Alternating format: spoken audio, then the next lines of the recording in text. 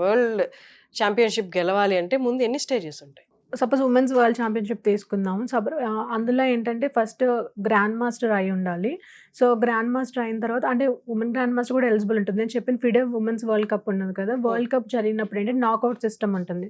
So 64 players ఆడతారు, అందులో next 32 filter అవుతారు, మళ్ళీ 16 అలా ఎవరైతే ఒకళ్ళు వస్తారో వాళ్ళకి తర్వాత వరల్డ్ ఛాంపియన్ కి పెడుతూ ఉంటారు. సో లేదు ఇంకొక ఆప్షన్ ఉంది ఫిడే గ్రాండ్ ప్రిక్స్, అంటే ఇంతకు ముందు ఒక సిస్టమ్ ఇప్పుడు ఒక సిస్టమ్ అన్నారు గ్రాండ్ ప్రిక్స్ సిరీస్ అంటారు. అవి ఏంటంటే ఒక్కొక్క చోట గ్రాండ్ ప్రిక్స్ వచ్చి 6 టోర్నమెంట్స్ జరుగుతాయి. సో ఇందులో ఆడిన ప్లేయర్స్ ఒక సపోజ్ 12 మెంబర్స్ ఉంటారు, రౌండ్ రాబిన్ జరుగుతుంది 11 రౌండ్స్, మళ్ళీ ఇంకొక ఇందులో 12 మెంబర్స్ ఉంటారు. సో ఇందులో కొంతమంది ఏంటంటే 6 ఆడాల్సిన అవసరం లేదు, వీళ్ళు 4 ఆడితే చాలు. సో ఓవరాల్ గా ఎవరైతే పాయింట్స్ వస్తారో వాళ్ళని పిక్ చేస్తారు అనమాట, వాళ్ళని వరల్డ్ ఛాంపియన్ తో ఆడిస్తారు. ఓకే, ఇప్పుడు స్టార్టింగ్ నుంచి చెప్తాం. ఇప్పుడు మీరు candidate master, women candidate master, what is your next level? Me next level ఏంటి? నెక్స్ట్ మీరు ఏం క్రాక్ చేయాలి?